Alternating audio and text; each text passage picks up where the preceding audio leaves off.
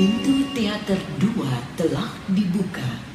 Para penonton yang telah memiliki karcis dipersilakan memasuki ruangan teater.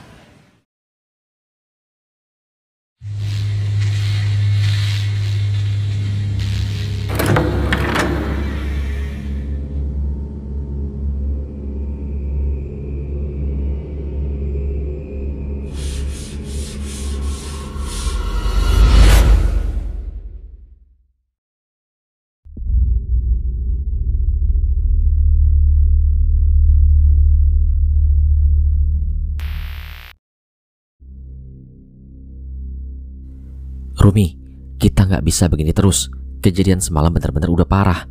Mas nggak mau kejadian seperti di kampung kemarin terulang lagi. Ucapku pada Rumi yang masih tidak mengerti tentang kejadian semalam. Iya mas, Rumi juga takut. Tapi Rumi juga nggak tahu harus gimana. Jawabnya dengan cemas. 2 gelas minuman hangat disajikan oleh Ismi yang berbaik hati memberikan kami tumpangan di kontrakannya setelah menolong kami semalam. Ismi, kamu bisa bantu kami nggak? Mungkin aja kamu ngerti tentang permasalahanku. Tanya Rumi pada Ismi. Ismi hanya menghela nafas dan menggeleng.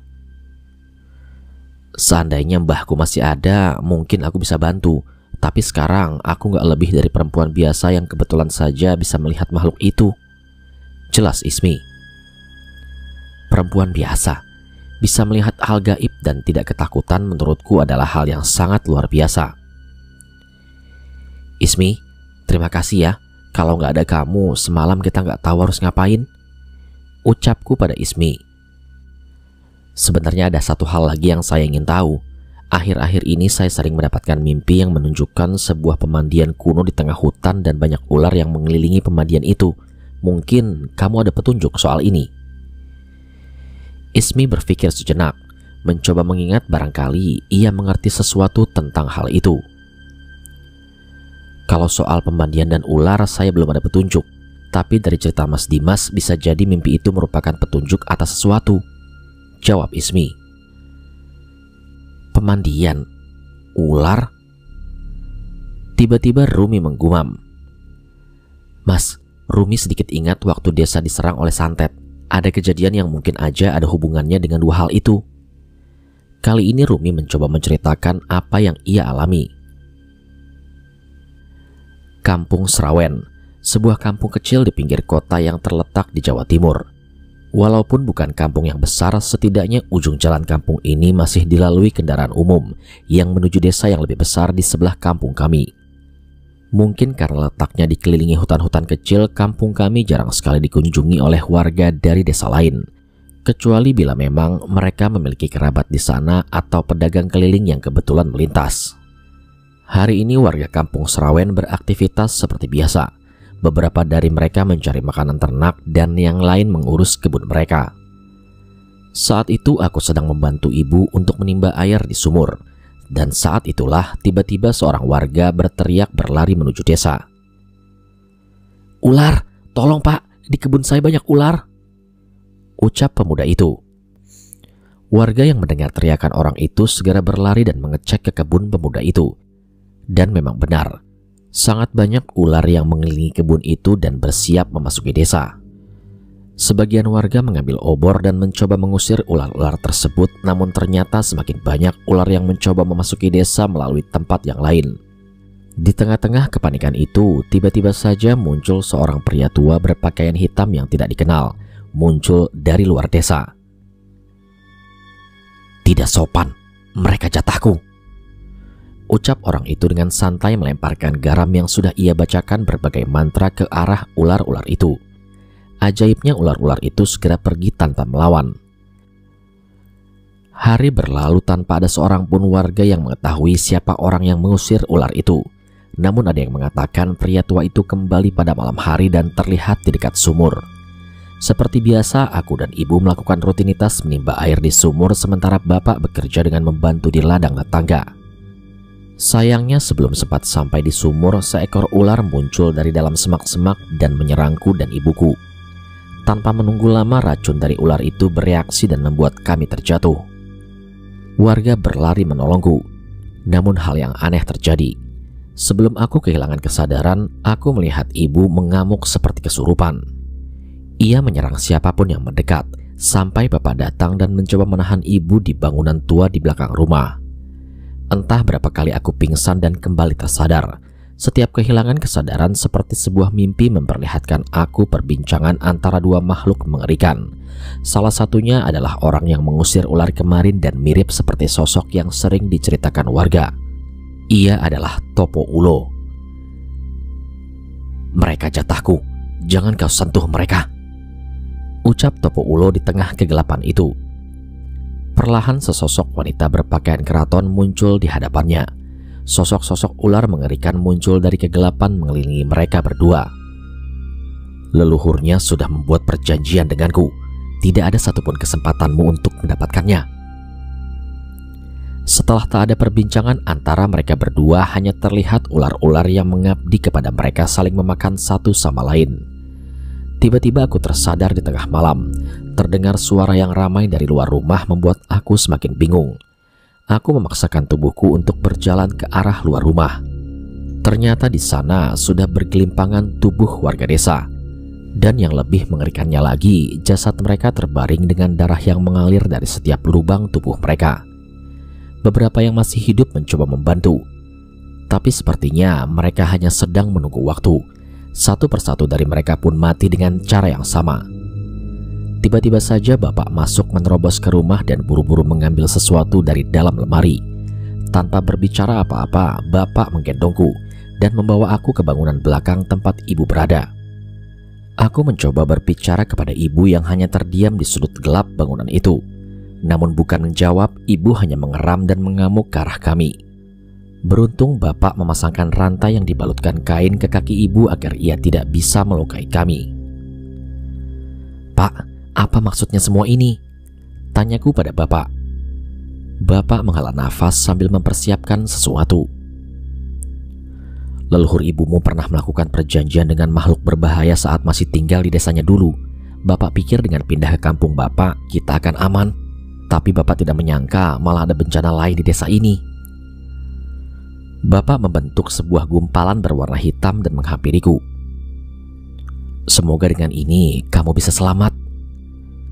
Itu adalah kata-kata terakhir bapak sebelum ia memasukkan benda itu ke dalam mulutku dan membuat aku menahan rasa sakit yang masuk ke tenggorokanku.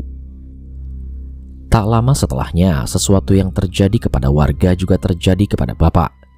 Darah menetes dari lubang mata, hidung, telinga hingga ia terjatuh ke tanah. Sontak aku menangis dengan sisa tenaga yang ada pada diriku. Samar-samar terlihat sosok dua ular besar masuk menghampiri tempat ini. Kemudian tidak ada hal lain yang kuingat setelahnya sampai Mas Dimas datang menyelamatkanku di sebuah goa bersama Mas Danan dan Mas Cahyo. Cerita yang cukup panjang terdengar dari Rumi. Aku tak menyangka adikku mengalami hal semengerikan ini sementara aku hidup tenang di kota. Ismi terlihat mencoba menenangkan Rumi yang terlihat masih trauma dengan kejadian itu. "Mas Cahyo itu temannya Mas Ardian bukan? Muridnya seseorang yang sering dipanggil Pak Le." Tiba-tiba Ismi menanyakan hal yang tidak pernah aku duga. "Kamu kenal Cahyo sama Pak Le?" tanyaku pada Ismi. Namun ia hanya menggeleng.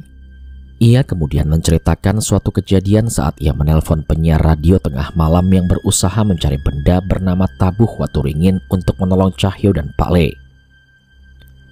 Saat di rumah Mbah, Mas Ardian nelpon seorang pria bernama Cahyo dan Pak Le. Katanya korek api ini juga sebenarnya milik Pak Le. Aku menoleh kepada Rumi dan sepertinya kami mengambil kesimpulan yang sama. Benar, aku ingat. Cahaya api di korek itu mirip ilmu yang sedang digunakan oleh Pak Le. Aku mengatakan itu dengan raut muka yang sedikit senang. Sekarang tidak ada lagi kecurigaanku kepada Ismi. Kalau dia memang pernah menolong Cahyo dan Pak Le, berarti dia memang benar-benar orang baik. Cukup lama kami berpikir namun tak ada jawaban dari ujung permasalahan ini. "Apa kita harus ke kampung ibu?" ucap Rumi tiba-tiba.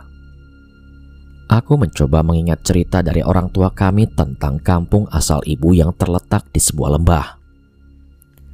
Tapi kata bapak, kampung ibu sudah gak ada. Balasku pada Rumi.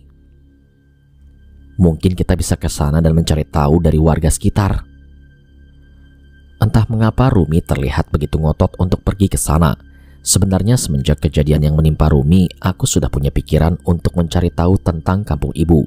Namun Pak Le melarangku. Pak Le berjanji akan mencari tahu tentang tempat itu sementara aku memulihkan kondisi mental Rumi terlebih dahulu. Mungkin ini sudah waktunya untuk menyusul Pak Le. Ya sudah, Sabtu ini kita ke sana, ucapku pada Rumi. Rumi terlihat lega ketika aku sepakat, namun tetap terlihat rasa khawatir di wajahnya. Apa kalian punya kenalan yang bisa membantu kami apabila terjadi sesuatu? Tanya Ismi. Kemudian aku mengecek layar handphoneku dan jariku terhenti di sebuah nama, Mas Danan. Seharusnya Danan bisa membantu, namun saat ini ia sedang mencari cara untuk menyelamatkan Cahyo. Rasanya tidak mungkin kita meminta tolong kepada dia, jawabku. Rumi mengangguk setuju. Sepertinya kami memang tetap harus menghadapi resiko perjalanan ini sendirian. Ismi terlihat bertingkah sedikit aneh. Ia menoleh ke beberapa arah seolah mencari sesuatu. Kamu kenapa, Ismi? Tanya Rumi kepadanya. Sepertinya kalian memang harus ke sana. Sudah ada yang menunggu kalian, ucap Ismi. Aku dan Rumi heran dengan ucapannya yang muncul secara tiba-tiba.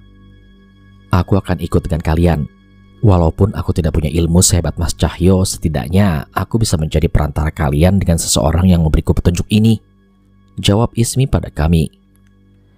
Entah kami harus senang atau khawatir. Keberadaan Ismi yang bisa berkomunikasi dengan makhluk halus memang akan sangat membantu kami. Namun kami juga tidak mau terlalu melibatkan Ismi dengan permasalahan kami yang bisa saja membahayakannya. Kamu benar mau membantu kami? Tanyaku pada Ismi. Ia pun mengangguk seolah tidak ragu dengan keputusannya. Entah, setelah mendengar cerita mengenai orang-orang seperti Mas Cahyo, Mas Danan dan Pak Le yang siap membantu siapa saja, aku seperti memiliki tanggung jawab atas kelebihan yang aku miliki ini, jelas Ismi pada kami. Jangankan saya, Mas Ardian dan kawan-kawannya, mereka yang tidak memiliki kemampuan dalam hal gaib pun bisa sampai tergerak dengan perbuatan mereka. Aku mencoba memahami yang diucapkan oleh Ismi. Memang setelah melihat apa yang Danan, Cahyo, dan Pak Le lakukan, aku juga jadi berharap bisa membantu orang lain seperti yang mereka lakukan. Ya sudah, terima kasih banyak ya. Yang pasti kita harus tetap tahu batasan masing-masing, perintahku pada Ismi. Kami bertiga pun sepakat, perjalanan ini pasti akan cukup berbahaya. Namun dengan adanya Ismi, mungkin risiko itu bisa diminimalisir. Aku akan meninggalkan pesan untuk Nia, teman kantorku, untuk sekedar berjaga-jaga apabila terjadi apa-apa. Dan mungkin aku juga akan mengirimkan pesan kepada Danan, sekedar memberitahu informasi, ucapku pada Ismi dan Rumi. Memang setelah kepergian kedua orang tua kami, tak ada lagi orang dekat yang kami miliki selain mereka. Ismi, mungkin kamu juga bisa memberikan kabar ke orang tuamu, jadi mereka gak akan khawatir, perintahku pada Ismi. Saya udah gak punya orang tua, Mas. Selama ini saya tinggal sama Mbah, jelas Ismi.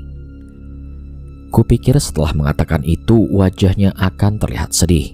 Namun ternyata yang terlihat hanyalah wajah wanita yang kuat yang mampu menjalani semua ini tanpa beban di hidupnya. Tapi saya akan ngabarin kenalan saya, Mas. Mereka yang membiayai tempat tinggal saya dan biaya kuliah saya, Mas Ardian dan teman-teman dari Radio Tengah Malam.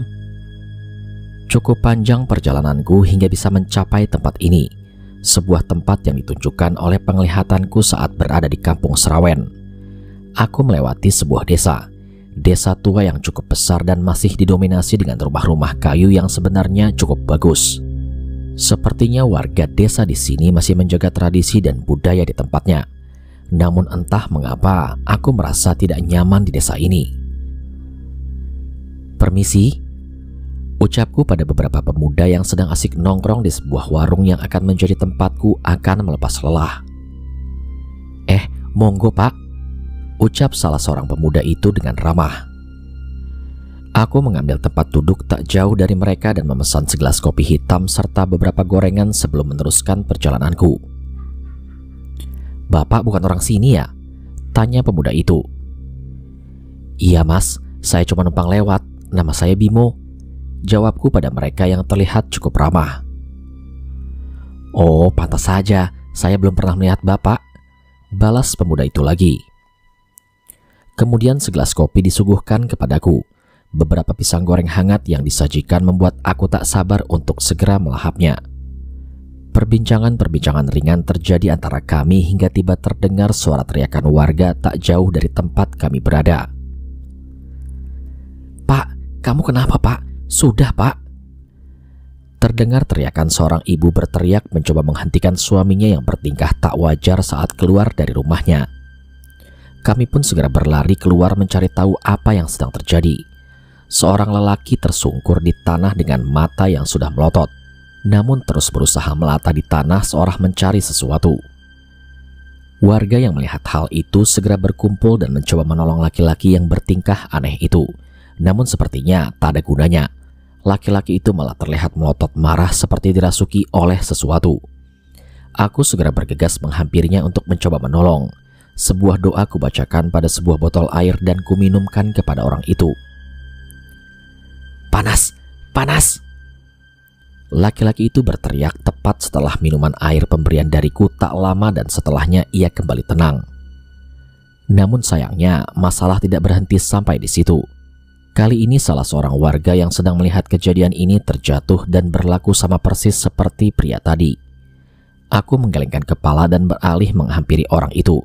Namun sebelum sampai ke sana, terlihat seorang pria tua yang terlihat cukup berwibawa menghampiri orang itu terlebih dahulu.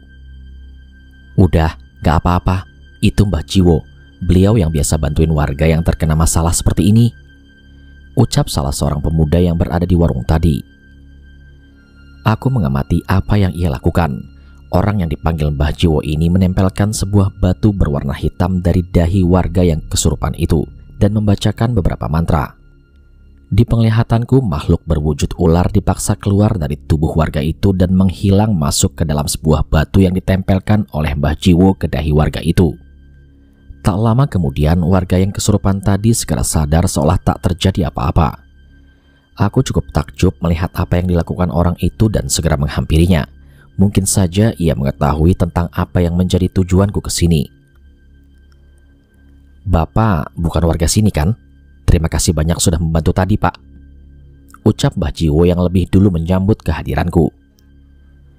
"Nggih, Pak. Saya cuma kebetulan numpang lewat. Nama saya Bimo. Melihat ilmu Bapak, kalau diizinkan, saya ingin bertanya beberapa hal terkait tujuan perjalanan saya ke sini," tanyaku pada Mbah Jiwo. "Oh iya, nama saya Jiwo. Tapi kita bicara di rumah saya saja ya, Pak, karena sudah mau maghrib," ajak Mbah Jiwo yang ternyata tak kalah ramah dengan warga-warga tadi. Aku pun segera membayar jajananku di warung dan mengikuti beliau menuju rumahnya di ujung desa. Terlihat di sana sebuah rumah kayu yang megah dengan ukiran-ukiran ornamen yang cukup indah di tengah halaman yang cukup besar. Sayangnya di balik kemegahan itu terdapat hal yang mengerikan di sana. Berbagai macam makhluk halus berkumpul di halaman rumah Mbah Jiwo, mulai dari hewan-hewan gaib hingga makhluk berwujud raksasa. Namun yang paling menarik perhatianku adalah sosok makhluk besar berkepala kerbau yang sedari tadi memandangku. "Sudah, gak apa-apa Pak Bimo. Nanti saya ceritakan di dalam siapa makhluk-makhluk itu," ucap Mbah Jiwo yang segera membukakan pintu untukku. Ruang tamu rumah Mbah Jiwo cukup besar. Beberapa benda yang sudah aku duga adalah pusaka banyak menggantung di dinding ruangannya. Mirip seperti ruangan praktek dukun. Namun ini lebih terasa nyaman dan tidak begitu mengerikan seperti di luar.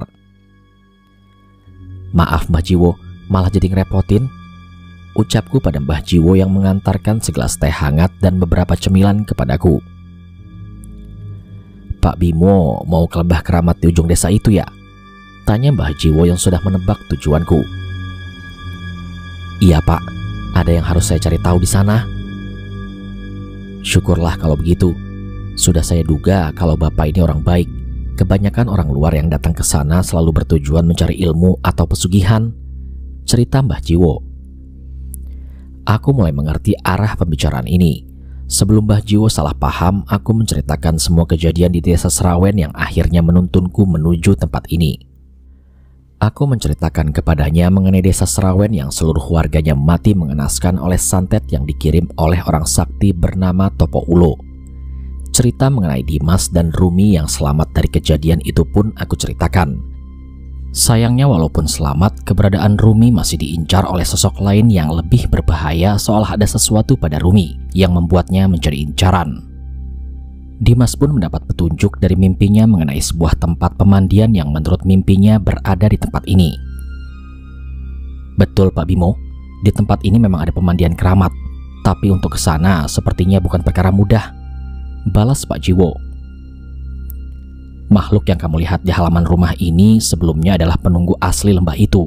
Namun sudah beberapa tahun ini ada kejadian yang membuat mereka mengamuk dan mengganggu warga desa. Lanjut Pak Jiwo. Aku mencoba mencerna apa yang dimaksud oleh Pak Jiwo. Namun sebelum berpikir terlalu jauh, tiba-tiba terdengar suara dari luar rumah. Mbah Jiwo, Mbah, tolong Mbah. Teriak warga yang segera menghampiri kami. Mbah Jiwo segera meninggalkanku dan menghampiri warga yang berbondong-bondong datang dan menanyakan tujuan mereka. Itu Mbah, makhluk itu muncul lagi, ucap salah satu warga. Tanpa bertanya lebih jauh, Mbah Jiwo masuk ke dalam rumah dan mengambil beberapa benda. Pak Bimo, tunggu di sini saja ya, saya tinggal sebentar, ucapnya kepadaku. Aku yang penasaran dengan apa yang terjadi segera berdiri dan tak menghiraukan ucapan Pak Jiwo. Enggak Pak, saya ikut, bantahku yang segera mengikutinya. Warga menunjuk ke sebuah kandang ternak yang berbatasan dengan pepohonan menuju perbatasan lembah. Terlihat di sana warga dengan membawa obor mencoba menghalau sosok makhluk yang mencoba masuk ke desa. Terlihat di sana makhluk dengan tinggi 2 kali tubuh manusia biasa dengan rambut panjang menutupi kulit tubuhnya yang penuh dengan porok. Dengan sebuah ayunan tangan, makhluk itu berhasil melukai salah satu warga hingga tersungkur. Cacaran darah terlihat dari bekas luka itu. Seolah tak mau melewatkan kesempatan, setan itu melompat menuju orang yang terluka itu, memamerkan giginya yang tajam seolah bersiap untuk memakannya. Beruntung Mbah Jiwo segera sampai ke tempat pemuda yang terluka itu, kemudian mengambil sebuah cambuk dan menyabetkannya ke arah makhluk itu. Terlihat kilatan cahaya hitam dari cambuk Mbah Jiwo yang membuat makhluk itu kesakitan. Aku segera menghampiri warga desa yang terluka, membacakan beberapa mantra penyembuh untuk menutup lukanya. Setan itu masih bersikeras mencoba masuk ke dalam desa untuk menyerang membabi buta hingga membuat Mbah Jiwo kerepotan. Semakin banyak warga yang terluka akibat serangan setan itu yang membabi buta hingga aku memutuskan untuk ikut turut campur dalam pertarungan ini. Sebuah mantra kubacakan hingga sebuah kobaran api kecil berwarna putih muncul di hadapanku.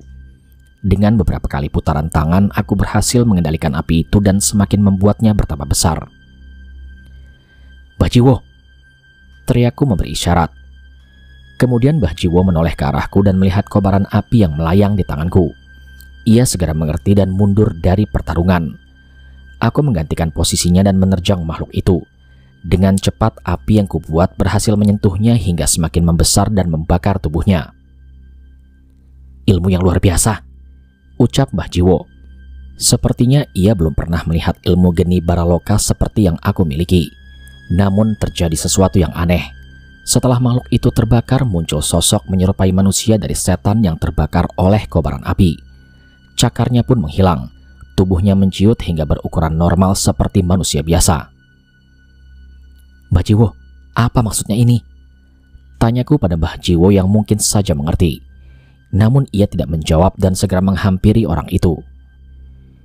Itu kan orang yang datang ke desa beberapa tahun lalu, ucap salah seorang pemuda yang mengenali wajah orang itu. Maksud kamu apa Mas? Coba jelaskan, perintah Mbak Jiwo. Pemuda itu mendekat dan memperlihatkan tubuh manusia yang tergeletak itu. Iya, benar. Ini pemuda yang dulu pernah melewati tempat ini untuk mencari ilmu di lembah keramat, cerita pemuda itu. Aku dan Mbah Jiwo saling menatap seolah mengambil sebuah kesimpulan. Warga berinisiatif menolong orang itu dan berencana menanyakan apa yang terjadi, sehingga dia bisa berubah menjadi setan dan mengamuk di desa ini. Sebelum sempat membereskan yang terjadi di tempat ini, sayup-sayup terdengar suara dari arah lembah itu. "Tolong, sakit!" Suara rintihan berbagai makhluk terdengar seperti jeritan meminta pertolongan, namun sama sekali tidak ditemukan wujud dari suara itu. Semakin kencang angin berhembus, semakin jelas suara yang terdengar dari lembah itu, seperti suara banyak orang yang kesakitan.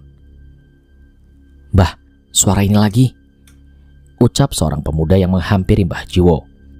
Mbah Jiwo pun mengangguk mengerti akan maksudnya. "Sudah, sekarang kalian semua kembali ke rumah. Tolong urus orang ini hingga benar-benar pulih," perintah Mbah Jiwo. Suara itu semakin terdengar dari arah lembah. Aku yang tak tahan dengan suara rintihan itu segera berlari menuju lembah mencari tahu apa yang terjadi. Aku harus memastikan sendiri apa yang terjadi di lembah itu. Mbah Jiwo yang melihatku berlari merasa khawatir dan segera menyusul. Semakin mendekati lembah, suara jeritan itu terdengar semakin jelas dari seluruh penjuru hutan yang kulewati, namun tak ada satu sosok pun dari sumber suara itu. Aku terus berlari sampai akhirnya terhenti di perbatasan hutan yang tertutup oleh kabut. Dan saat menyentuh kabut itu, sebuah penglihatan masuk ke pikiranku. Mayat yang tergantung, 6 buah kepala ditumbalkan, perang santet antar dukun, hingga banjir getih dari kematian warga-warga desa di lembah ini. Semua masih samar dan tidak begitu jelas, seolah pernah ada sebuah desa di lembah ini yang mengalami bencana. Sialnya saat aku membuka mata, hal yang kutakutkan pun terjadi.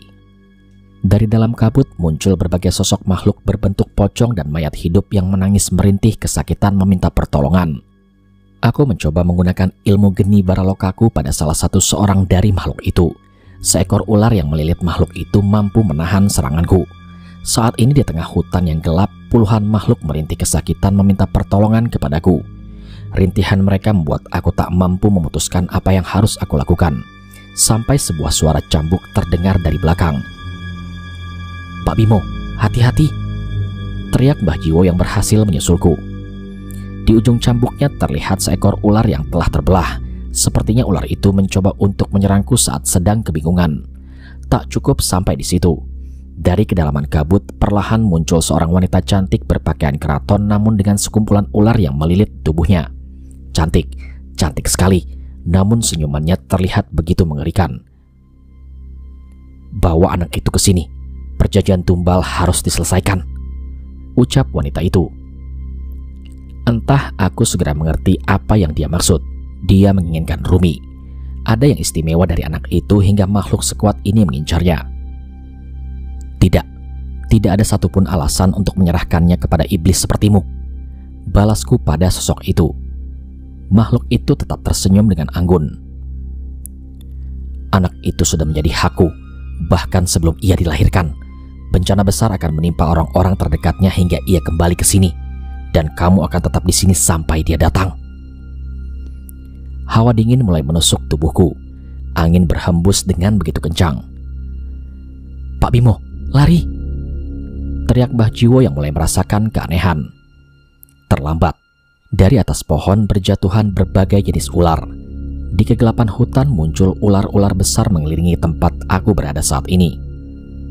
Mbah Jiwo menggunakan cambuknya mencoba menyerang ular-ular itu untuk menolongku, namun jumlahnya terus bertambah. Sama sekali tak dapat kutemukan jalan keluar dari kondisi ini. Aku mengambil keris sukma geni yang sudah tidak memiliki kekuatan dan melemparkannya kepada Mbah Jiwo. "Mbah Jiwo, aku titip ini." Mbah Jiwo menerima keris itu tanpa mengerti maksudku. "Tolong serahkan keris itu kepada anak yang aku ceritakan. Sukmaku akan membimbing mereka." Aku tidak bisa berbicara lebih banyak. Ratusan ular sudah mengepungku dari berbagai penjuru. Ajian muksa pangreksa aku bacakan untuk melindungiku dari niat-niat jahat ular ini. Aku mengambil posisi meditasi untuk melindungi diri dari berbagai serangan fisik dan gaib yang menghampiriku satu persatu. Dalam keadaan bingung, Mbah Jiwo mulai mengerti setelah melihat pandangan mengerikan di depannya. Ia melihat tubuhku dikelilingi ratusan ular dan puluhan makhluk gaib yang menjaga dari ujung hutan. "Aku mengerti. Akan ku cari cara untuk membebaskanmu. Tak kubiarkan orang baik sepertimu mati di tangan makhluk itu," ucap Mbah Jiwo yang segera berlari meninggalkanku menerobos hutan yang dipenuhi dengan ratusan ular. Sebuah kobaran api panas menyala di tengah-tengah ruangan yang sudah lama tak pernah aku masuki. Satu tempayan besar yang berisikan air sudah siap di sebelah api dengan 7 rupa kembang yang sudah kutaburkan di permukaannya. Beberapa kali kupukulkan keris yang telah kubakar hingga menyala berwarna merah dengan sebuah palu besar peninggalan keluargaku. Keris itu sudah kehilangan kekuatannya. Apalagi yang kamu harapkan? Sebuah suara muncul bersamaan dengan hadirnya roh seorang yang tubuhnya masih terjebak di lembah keramat. Bimo, leluhurku dulu adalah empunya pembuat pusaka yang terkenal di kerajaan tempatnya mengabdi. Ucapku berkali-kali memandang bilah keris yang kutempa dan kembali memukulnya. Anggaplah ini adalah caraku menebus dosa kepada leluhurku karena telah meninggalkan ilmu yang mereka turunkan kepadaku. Mendengar ucapanku, roh Bimo mendekatiku dan memperhatikan lebih dekat kerisnya yang sedang kutempa. Teknik yang luar biasa. Aku bisa melihat simpul aliran tenaga yang kau masukkan ke setiap pukulanmu, ucap sosok itu.